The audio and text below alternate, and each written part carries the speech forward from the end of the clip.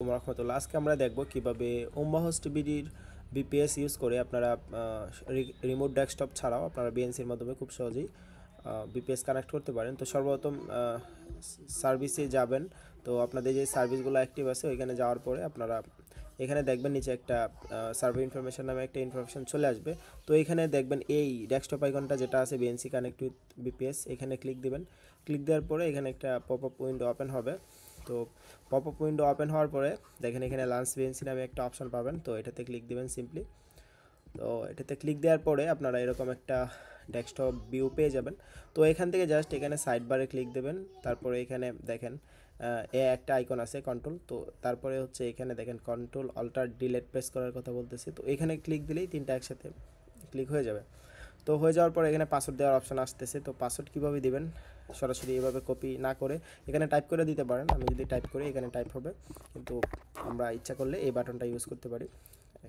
Clipboard এটা use করে এখানে যদি আমরা পেস্ট করি, পেস্ট করার পরে দেখবেন অনেক সময় পেস্ট করার পরে নিচে একটা স্পেস পড়ে যায়।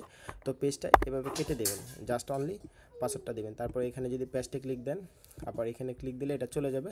দেখেন পাসওয়ার্ডটা এখানে কপি হয়ে গেছে। তারপরে এখানে ক্লিক দিলে আপনার এটা ওপেন হয়ে যাবে। তো ওপেন হওয়ার পরে এটা কীরকম দেখাবে আমরা যদি এটা একটু দেখি। তো আমার একটা করা আছে, আমি সিকিউরিটি রিজনের জন্য পাসওয়ার্ডটা দেখাচ্ছি না। দেখেন ওপেন হওয়ার পরে এটা অল টাইম এরকমভাবে ওপেন হয়ে থাকবে।